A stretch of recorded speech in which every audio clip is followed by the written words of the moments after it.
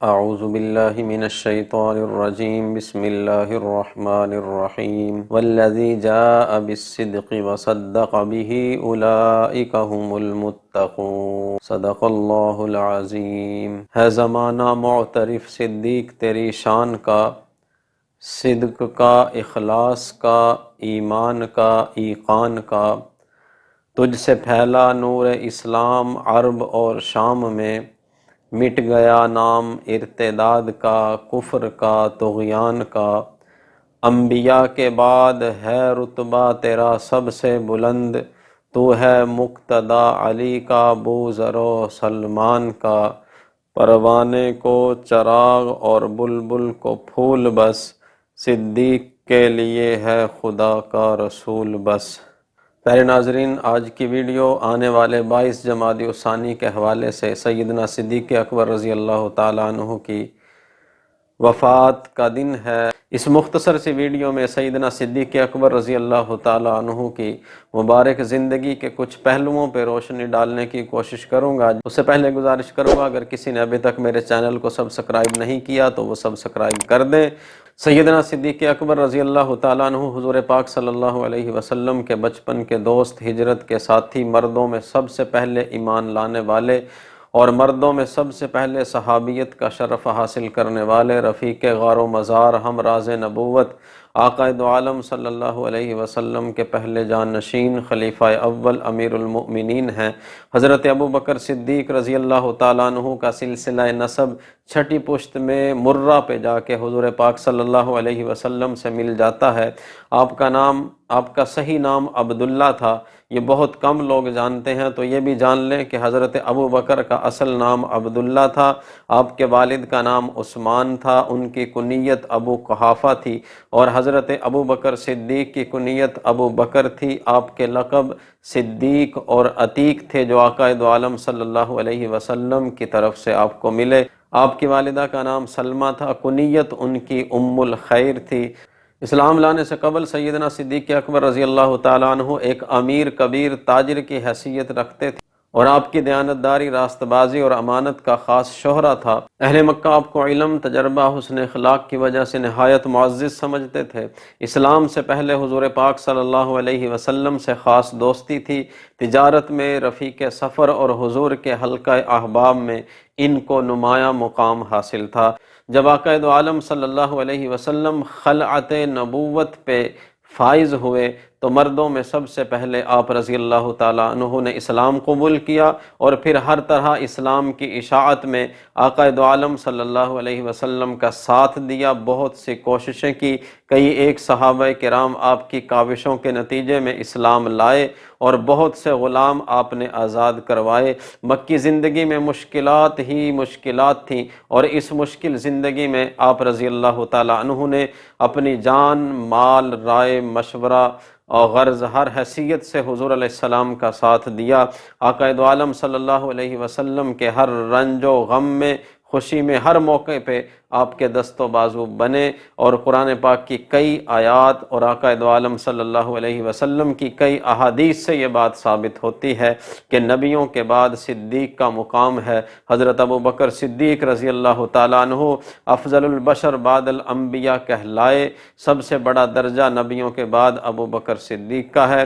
حضرت عائشہ رضی اللہ تعالیٰ عنہ فرماتی ہیں کہ حضور پاک صلی اللہ علیہ وسلم جب معراج کے واقعہ سے تشریف لائے، میرے والد ابو بکر نے بغیر تحقیق کے حضور پاک صلی اللہ علیہ وسلم کی تصدیق فرمائی، جس سے آپ صلی اللہ علیہ وسلم نے خوش ہو کے آپ کو صدیق کا لقب اس موقع پہ فرمایا۔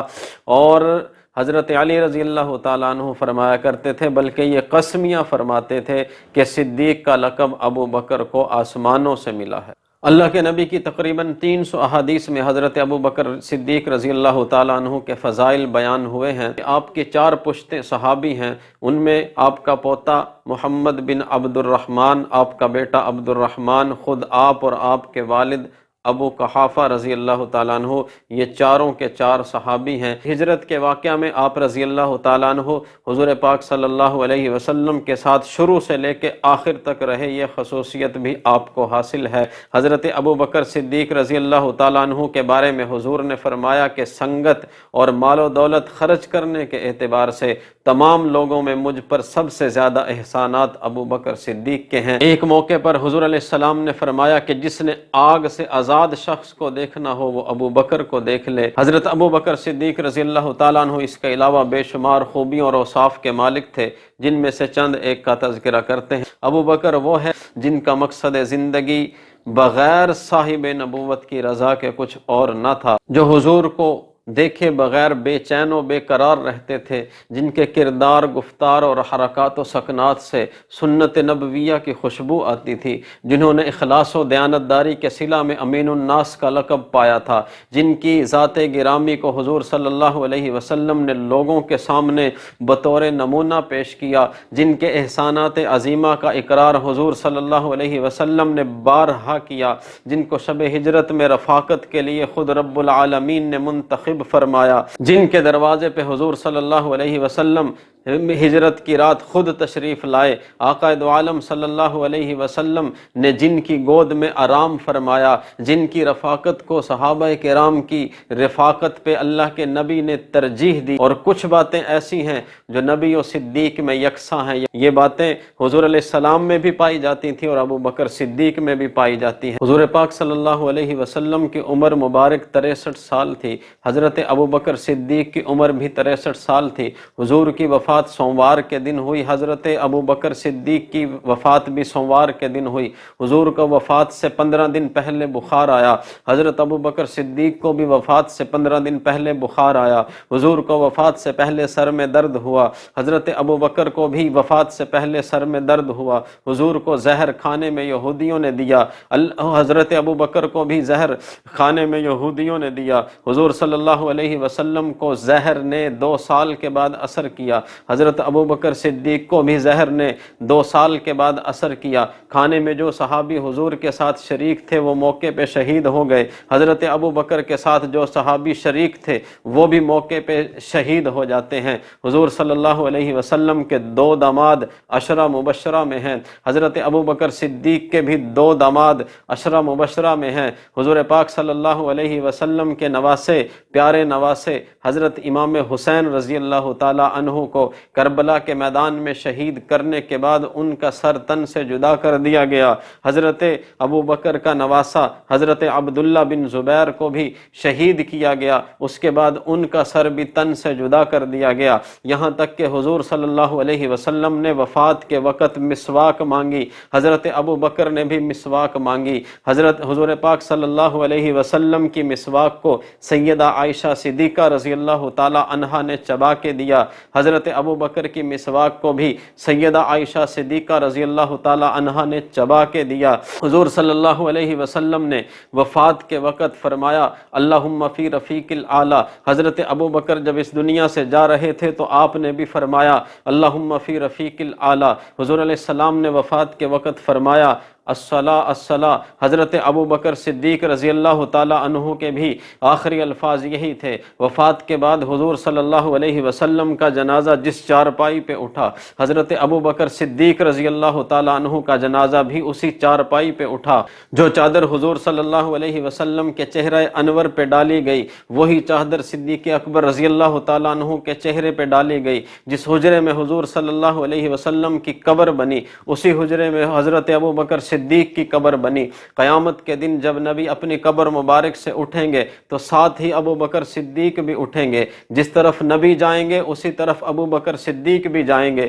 نبی مقام محمود پہ ہوں گے تو حضرت ابو بکر صدیق بھی مقام محمود پہ ہوں گے۔ حضور پاک صلی اللہ علیہ وسلم حوض کوثر پہ ہوں گے، ابو بکر صدیق بھی حوض کوثر پہ ہوں گے، یہاں تک کہ نبی جنت میں جائیں گے ابو بکر صدیق بھی ان کے ساتھ جنت میں جائیں گے۔ ابو بکر کا مطلب پہل کرنے والا، سب سے آگے، یہ معنی بنتے ہیں ابو بکر کے۔ اس نام کے اعتبار سے بھی ابو بکر کی زندگی پہ اگر غور کریں تو پتہ چلتا ہے کہ اللہ تعالیٰ نے ان کا یہ نام کیوں رکھوایا۔ اس لیے ان کا یہ نام رکھوایا گیا کہ ابو بکر ہر میدان میں پہلے ہے، ہر میدان میں آگے ہے۔ تو حضرت ابو بکر کا یہ نام کیوں رکھا گیا؟ کیونکہ ابو بکر وہ ہے، مردوں میں سب سے پہلے جو ایمان لائے وہ ابو بکر ہیں، سب سے پہلے دین کی اشاعت میں اپنا مال خرچ کرنے والے ابو بکر ہیں، سب سے پہلے دین کی خاطر مار کھانے والے ابو بکر ہیں۔ نبی پاک صلی اللہ علیہ وسلم کے بچپن، لڑکپن، جوانی اور نبوت سے پہلے اور بعد کا ساتھی جو سب سے پہلا تھا وہ ابو بکر ہے۔ درسگاہ نبوی صلی اللہ علیہ وسلم کا پہلا طالب علم ابو بکر ہے۔ اسلام کی تاریخ میں اپنے گھر کے اندر سب سے پہلے مسجد بنانے والا ابو بکر ہے۔ نبی پاک صلی اللہ علیہ وسلم کے ساتھ مدینہ کی طرف ہجرت کرنے والا سب سے پہلا ابو بکر ہے۔ ہجرت کی رات نبی پاک کو اپنے کندھوں پہ اٹھانے والا سب سے پہلا ابو بکر ہے۔ غار ثور میں پہلے داخل ہونے والا ابو بکر ہے۔ نبی پاک صلی اللہ علیہ وسلم کے لعاب سے جس کو سب سے پہلے شفا ملی، جس کے پاؤں پہ سانپ کے کاٹنے کے بعد لگایا گیا، وہ پہلا ابو بکر ہے۔ مدینہ میں سب سے پہلے نبی کے ساتھ پہنچنے والا ابو بکر ہے۔ مسجد نبوی کی تعمیر میں نبی کے بعد سب سے پہلی اینٹ جس نے رکھی وہ ابو بکر ہے۔ مسجد نبوی کی بنیاد اور تعمیر میں خرچ کرنے والا سب سے پہلا ابو بکر ہے۔ غزوہ بدر میں حضور صلی اللہ علیہ وسلم کے ساتھ جانے والا سب سے پہلا ابو بکر ہے۔ غزوہ تبوک میں گھر کا سارا سامان سب سے پہلے لا کے نبی کے قدموں میں رکھ دیا، وہ ابو بکر ہے۔ حضرت علی رضی اللہ تعالی عنہ کو حضرت فاطمہ رضی اللہ تعالی عنہا کے ساتھ نکاح کا اور آپ کا رشتہ لینے جانے کا مشورہ دینے والا سب سے پہلا ابو بکر ہے۔ حضرت علی کے نکاح کا سب سے پہلا گواہ ابو بکر ہے۔ سب سے پہلے جسے صدیق و عتیق کا لقب ملا وہ ابو بکر ہے۔ سب سے پہلے جس کی کنواری بیٹی سیدہ عائشہ صدیقہ رضی اللہ تعالی عنہا حضور کے نکاح میں آئیں وہ ابو بکر ہے۔ جس کی بیٹی کی پاک دامنی کی گواہی سب سے پہلے اللہ کے قرآن نے دی وہ ابو بکر ہے۔ سب سے پہلے اللہ کے نبی نے جس کو حج کا امیر مقرر کیا وہ ابو بکر ہے۔ سب سے پہلے حضرت علی نے جس کی قیادت میں حج کیا وہ ابو بکر ہے۔ پوری امت میں حضور صلی اللہ علیہ وسلم کے بعد مصلی رسول پہ سب سے پہلے نماز پڑھانے والا ابو بکر ہے۔ نبی پاک صلی اللہ علیہ وسلم کی حیات طیبہ میں جس نے 17 نمازیں پڑھائیں وہ سب سے پہلا پڑھانے والا ابو بکر ہے۔ پیغمبر صلی اللہ علیہ وسلم کی جدائی پر صحابہ کو، اس امت کو جس نے سب سے پہلے تسلی دی اس کا نام ابو بکر ہے۔ وصال کے بعد حضور صلی اللہ علیہ وسلم کی پیشانی پہ سب سے پہلے بوسہ دینے والا ابو بکر ہے۔ حضور صلی اللہ علیہ وسلم کے بعد سب سے پہلے خلافت سنبھالنے والا ابو بکر ہے۔ منکرین زکوٰۃ کے خلاف سب سے پہلے جہاد کرنے والا ابو بکر ہے۔ سب سے پہلے جنہوں نے اپنے لیے پرانے کپڑے کا کفن پسند کیا وہ ابو بکر ہے۔ اللہ کے نبی کے بعد حضور صلی اللہ علیہ وسلم جتنی عمر مبارک پا گئے اتنی عمر پانے والا ابو بکر ہے۔ پیغمبر صلی اللہ علیہ وسلم کے روضہ اقدس میں امت میں سب سے پہلے جانے والا، دفن ہونے والا، جس کی قبر بنی وہ ابو بکر ہے۔ حضور صلی اللہ علیہ وسلم نے فرمایا کہ قیامت کے دن سب سے پہلے میں اٹھایا جاؤں گا اور میرے بعد جو سب سے پہلا اٹھنے والا میرا امتی ہوگا وہ میرے ساتھ ابو بکر ہوگا۔ پل صراط پر جو سب سے پہلے گزرے گا وہ ابو بکر ہے۔ حساب کتاب کے لیے جس کو سب سے پہلے پیش کیا جائے گا وہ ابو بکر ہے۔ اللہ کے نبی کے بعد جو حوض کوثر پہ سب سے پہلے پہنچے گا وہ ابو بکر ہے۔ حضور نے فرمایا کہ جس کو سب سے پہلے میں کوثر کا جام پلاؤں گا وہ ابو بکر ہے۔ تمام انبیاء کی امتوں میں جو سب سے پہلا قدم جنت میں رکھے گا وہ ابو بکر ہے۔ تو اللہ پاک ہم سب کو صحیح معنوں میں عاشق صدیق بنائے، اور جیسا عشق اور محبت حضور صلی اللہ علیہ وسلم سے سیدنا ابو بکر صدیق نے کیا، اللہ اس کا کچھ حصہ ہم سب کو نصیب فرما دے۔ آمین آمین۔ وآخر دعوانا ان الحمد للہ رب العالمین۔